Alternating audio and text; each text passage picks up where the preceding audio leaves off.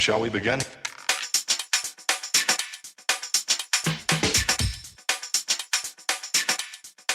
Let's begin now.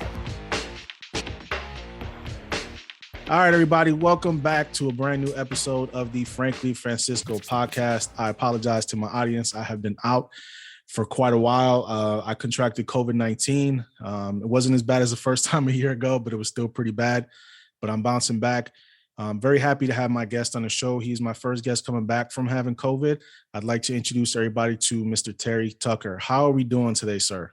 I am great, Francisco. Thanks for having me on. No problem. So for my audience that doesn't know you, please give the audience a little bit of background about what you do and who you are. Sure. So I'll try to give you the condensed version because I'm old, so I have a lot of things that I've done in my life. But I was born and raised on the south side of Chicago. I am the oldest of three boys. You can't tell this from looking at me or my voice, but I am 6'8" tall. And Wow. I played college basketball at the Citadel in Charleston, South Carolina, despite having 3 knee surgeries in high school.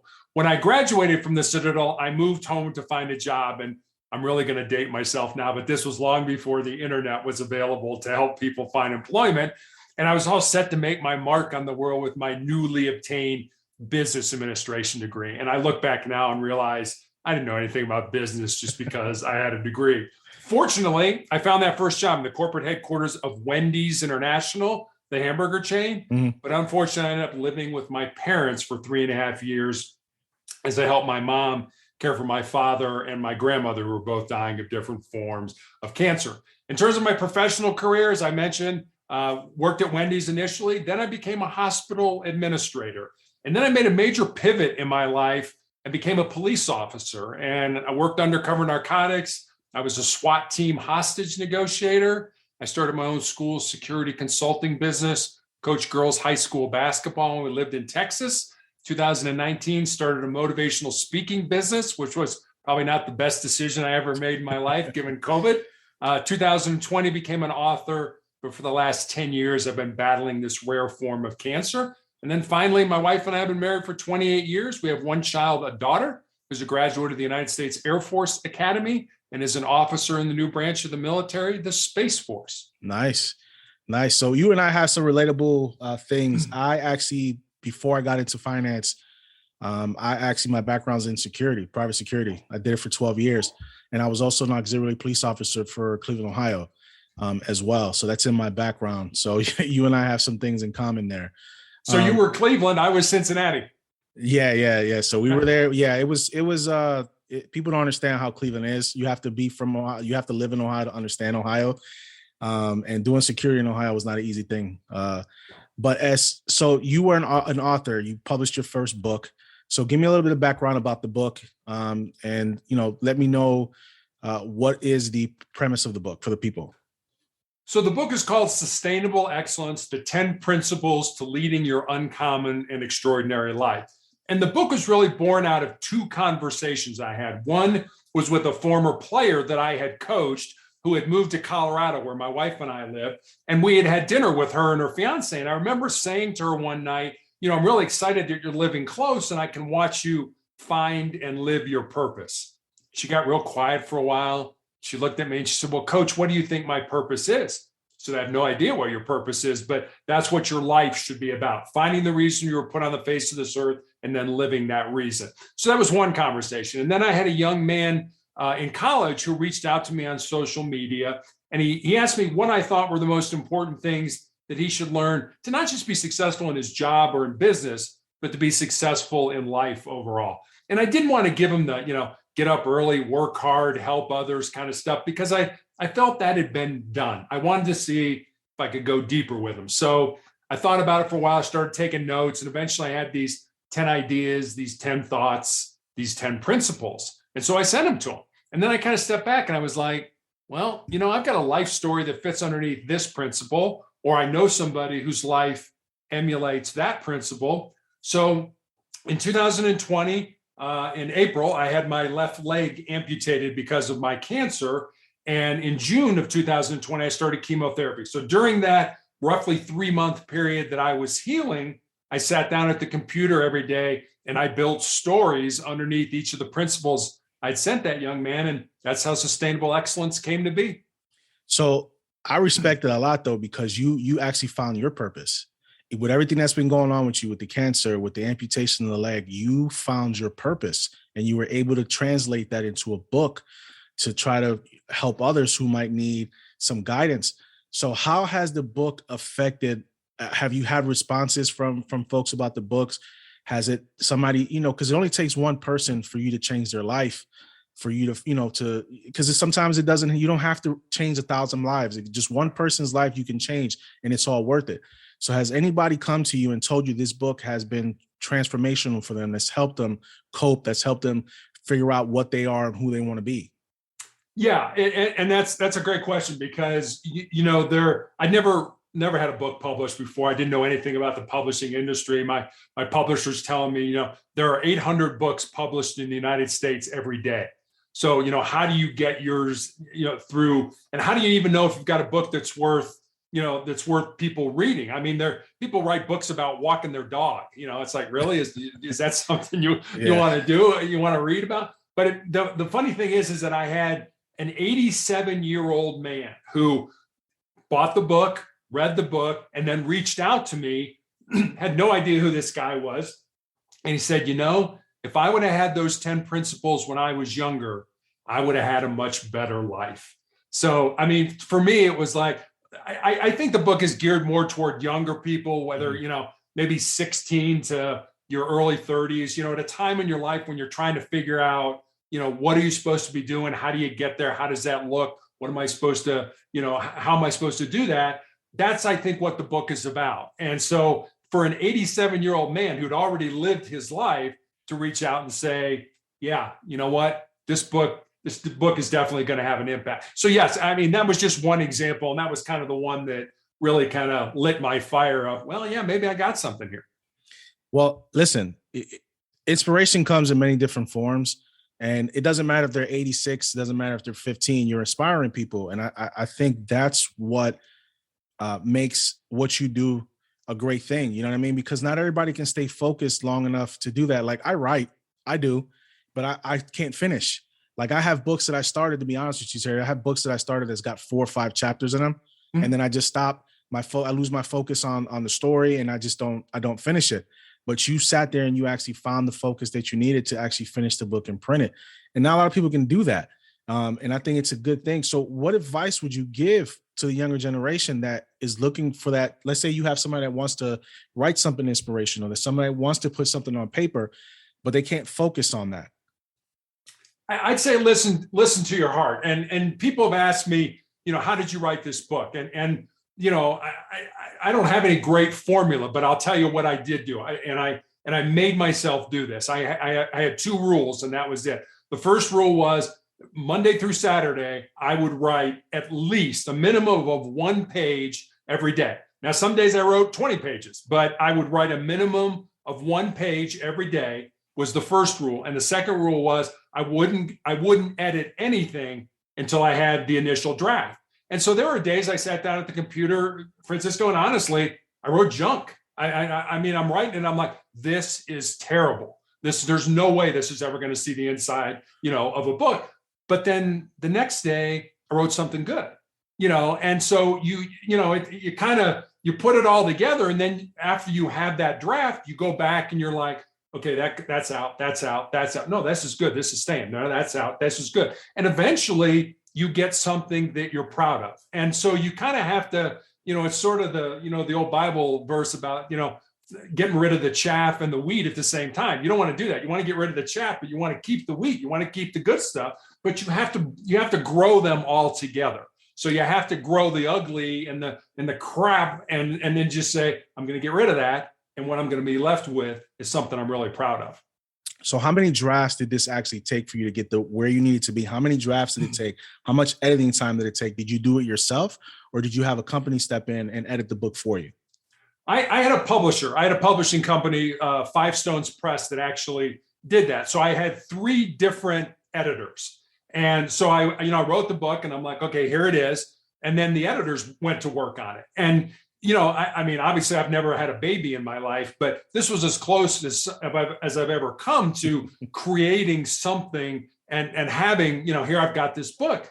And so the editors would be like, okay, you need to expand on this, or this, you should take this out, or, this doesn't flow, and things like that. And there was times where I would be like, how dare you? This is my book. But then I was like, wait a minute, they're the experts. This is what they do for a living. So I would like, okay, if I felt that way, I would always say, you know what, I'm going to sleep on it. I'll sleep on it and see how I feel in the morning. And I would say about 99% of the time, I did what they told me to do. Either take this out or expand on this, add more, and things like that. So there were, I don't know, there were probably 4 or 5 different renditions of it, different editions that, I do it and then send it back to them. And, then another editor would take a look at it and, no, this doesn't sound right. Doesn't flow. So it was great having people that knew what they were doing. I mean, this is their job. They're editors. And it certainly helped me to be able to kind of focus the book and make it even that much better than what I thought it was.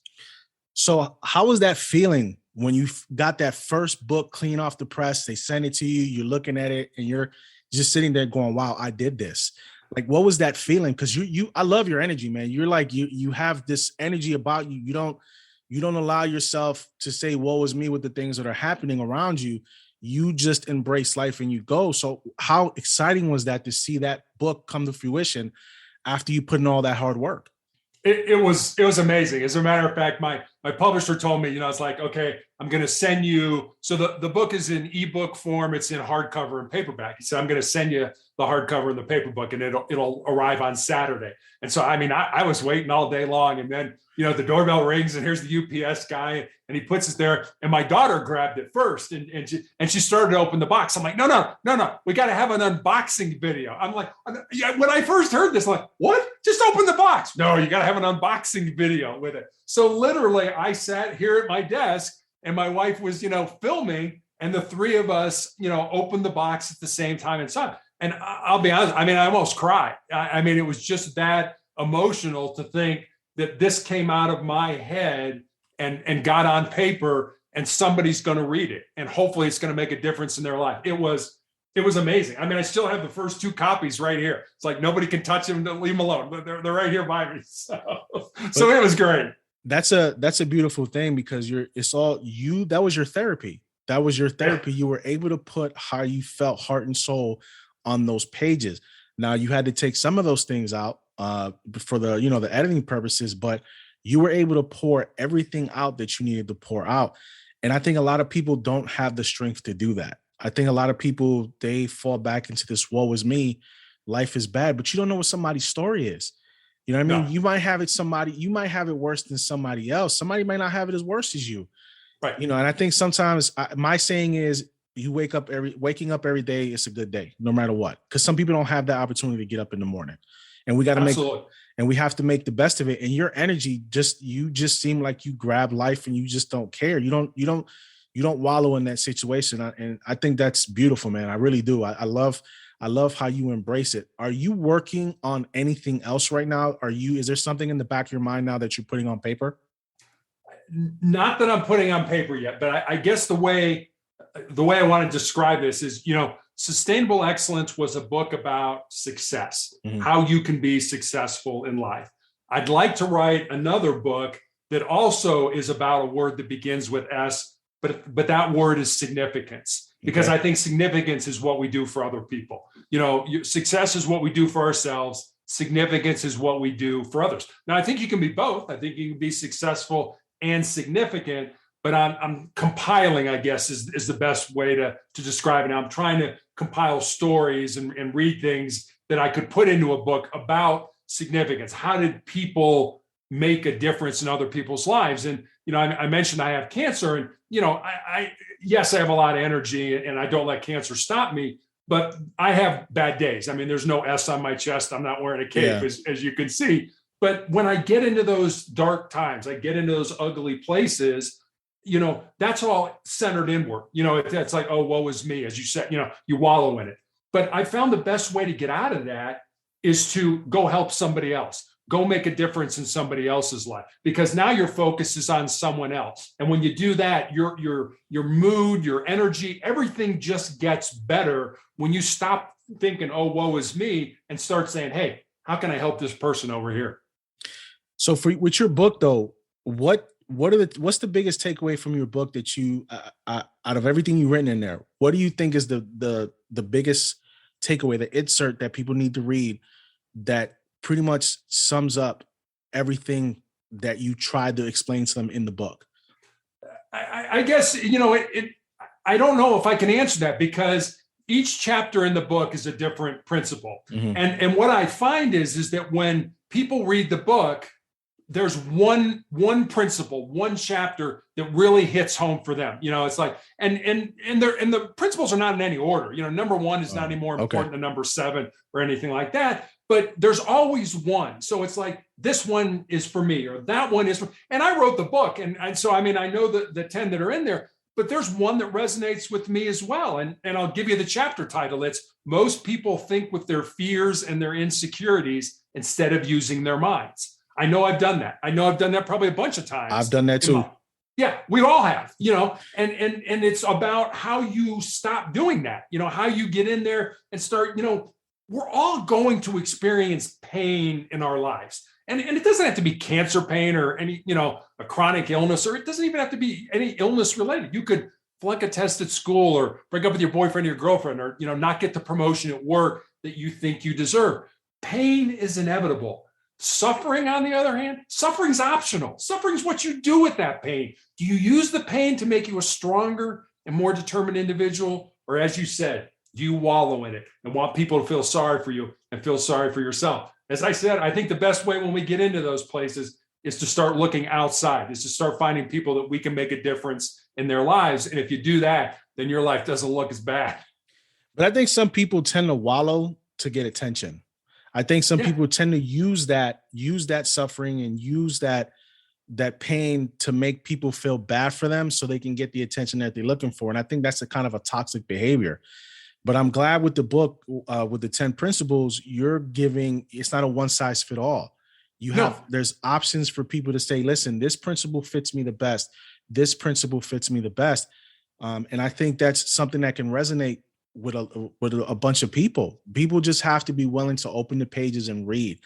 I think we're in a generation now where everybody wants everything now. It's a microwave generation. People don't want to work for what they had. But I think this book can resonate with a large group of people, and they can help them, because some people don't realize, when you bring that suffering and that pain inwards, it'll eat you alive. Yeah, it will eat you alive, and people can stay depressed for years on end and just don't know how to get out of it, or don't want to get the help to get out of it. Right. It's just a self-fulfilling prophecy. And you know this. And if you think about it, our life is based on the choices that we make and the outcomes of those choices. I've always said this, we're all unique, but I got news for you. None of us are special, and so, I love saying that. And so, people that, that are toxic, and I always say this, Francisco, if I didn't know you, but I knew the 5 people that you hung around with the most, I could probably tell you a lot about yourself. So if you've got people in your life that are toxic, that don't have your best interest in mind, that aren't uplifting you, that don't care and love you, get those people out of your life and surround yourself with people that do care about you, that do uplift you, and that love you enough to tell you the truth, even if that truth is a sacrifice with your relationship. But what do we do? People are like, hey, Terry, you're kind of messing up here. What do we say? Well, you're not my friend anymore. Oh, trust me. Those people are your friends. Those are the people that love you and care about you enough that they're willing to tell you the truth, even though they may sacrifice the relationship that they have with you. Well, funny you say that, because I had to cut off family members. I had to cut off family members. I had to cut off friends, because we moved from Cleveland I'm in South Carolina now. So, and we learned who our friends were and who our friends weren't when we moved. And it's amazing how fast people forget, out of sight, out of mind, how fast people forget you, and, they don't know how to reach out. But I've always been a family guy. I've always been the guy who always tries to keep my family close. And at one point I stopped reaching out, because I was letting my guilt get the better of me. Like, you know what I mean? Because you feel like you're obligated. And I think that was my biggest issue, with my family and my friends is because I felt obligated, like I had to reach out to them. Like it goes both ways. You guys can reach out to me as well. Like I shouldn't have to be reaching out to you every month to see how things are going. You can do the same thing. So I learned a lot. So I understand exactly what you're talking about cutting, certain behaviors and certain people off. You know what I mean? So it's to each their own, I guess, but it's different for everybody. Some people just don't know when to cut the cord. Right. They don't want to cut the cord because it's safe. And, and that's the thing. And our brains are hardwired to avoid pain and discomfort and to seek pleasure. So to the brain, the status quo, the way things are right now is good. Don't mess with it. Even if it's toxic, even if it's bad for you, it's still known. And I don't want to mess with it. But, and you know this, the only way you're going to grow, the only way you're going to get better is if you step outside those comfort zones. Mm-hmm. And I try to do this myself every single day. And I recommend it to everybody. Do one thing every day. It doesn't have to be a big thing. Do one thing that scares you, that makes you nervous, that makes you uncomfortable, that is potentially embarrassing. Do that one thing every day. And if you do that, when the big things in life hit, and they hit for all of us, you lose somebody close to you, you're living out of your car, you've lost your job, whatever it is, you'll be so much more resilient to be able to handle those things than those people that are like, oh, nope, gotta stay. It's comfortable. It's toxic, but it's comfortable. Get toxic out of your life. Yeah, funny thing you said that about living out of your car. Actually, when we moved down to South Carolina, I actually had to leave first. And I was living out of my vehicle for 3 months because I had to pay my mortgage, the rent back in Ohio for my wife and my kids. And I would drive from South Carolina to Ohio every weekend, literally every weekend until we moved. So I was living out of and I have sleep apnea. So I have a mask and I couldn't sleep with my mask in the vehicle. So I made sacrifices to get where I am now. So you can't listen to people sometimes because people will try to captain your ship just to sink it. You know what I mean? They just, you're right. You know what I mean? They just don't want to see you succeed, but you have to break those barriers and move forward. Now, I just got to ask you this question. Go for it. With all the experience you have in policing, do you ever think you're going to write a book about your experiences with that? No. Because you got to have stories. There's got to be stories out there from everything. We do.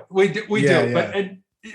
But it's the same kind of thing. And I'm not going to compare this to people in combat. It certainly isn't. But the things you see as a police officer are things that you shouldn't see. They're things you don't want to see. And, I just assume those die with me. Gotcha. I met great people. I worked hard to help people, and I did. But I also saw things. I still remember almost killing a 14-year-old kid who, end of the shift, it was a domestic violence call. It really wasn't a DV. It was a mom hitting her kid on the butt with a cloth slipper. Yeah. And the kid ran away. And then he came home, and we're talking to mom and dad about, how things are going. And all of a sudden he's standing on the porch with an AK-47 and we're in the middle of the front yard. I'm like, I got nowhere to go. Yeah. I'm going to kill a 14-year-old kid right here. I still remember that. And he was a good kid. Fortunately, he dropped the gun, but he was a good kid. He was a good student. He was a football player, and it's like, I would have ended a kid's life. Yeah. And those are the kind of things that, I didn't shoot him. I didn't kill him. So it's not going to make the news. It's people don't know. It's like, go home and go about your business. But I think some of that trauma, you're right. I think some of that trauma needs to be left unsaid. You know what I mean? I think some of that stuff, it's good not to put out there. But I was just thinking, because with all the years that you worked some people tend to put out books about their experience doing it. Because, people don't realize in that line of business, you can get PTSD in that job. People don't realize that firefighters see things that nobody should see either in certain situations. So, but I really do respect it though, because you put that time and that effort in. But like I said, you shifted and you focused to your book now. So let my audience know where they can find your book at. So Sustainable Excellence is pretty much available anywhere you can get a book online. You can get it at Amazon, get it at barnesandnoble.com. You get it through Apple iBooks. Anywhere you can find a book online, you can find Sustainable Excellence. Okay. All right. Beautiful. Is there, so you right now, are you holding like any seminars for the book? Are you doing book readings? Are you like online stuff that you're doing for people? Are you coaching anybody? Do you have things like that in the works as well? I don't yet. Actually, I just signed a contract to work with a company out of Texas that I'm going to put together a membership program around the book, and there's going to be more content and deeper stuff like that. I've really kind of resisted doing that because I didn't write the book. I don't do this to make money, to get famous, to do. I do it to try to help people, but enough people were like, you really should do this. You really, not to monetize it to make money, but to get more content out there, to get more people, access, I guess, to the book and what you were thinking and why you put this story in versus another one and things like that. So that's really all I'm doing. I'm in a clinical trial for the tumors in my lungs right now. So I'm still being treated for cancer every third week. So I don't have a ton of time, but the time I have, I want to use to help people. I want to use to make a difference. So you're doing chemo every couple of weeks?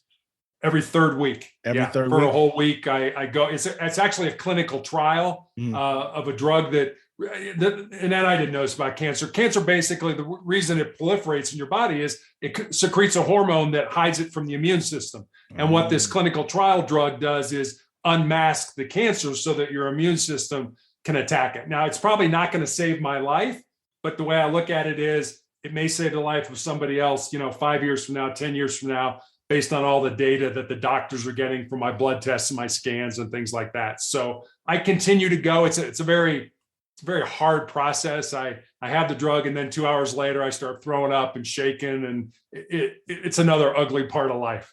Well, I'm rooting for you, man. I really am. Thank I'm hoping you recover. I hope you can get this thing into remission. I hope they can, because you have too much knowledge in your head. You have too much passion for life as a father and as a husband. You have too much of that for it to be extinguished at an early age. You know what I mean? So like I said, I'm rooting for you. I wish you nothing but success. I really want to get you back on the show at some point, because I just love the energy. I love it. You know what I mean? It's infectious, and we need more people like you in the world that don't allow misfortunes to affect how they view the world, because you view the world, there's negatives there, but you view the world as with positive as well, because you have stuff to live for. Yeah. You know what I mean? You have stuff to look forward to. You get up every day knowing your wife is going to be there, knowing your daughter's there. I'm the same. I'm a father of 5, my wife, my kids. So I know I have stuff to look for. There's dark days for everybody. I have dark days too. I have stressful days, but I know if I get up and I continue, I see my wife, I see my kids, it makes things better. It makes me want to move forward. So thank you so much for coming on the show. It's been an absolute pleasure, and we will see you guys next time.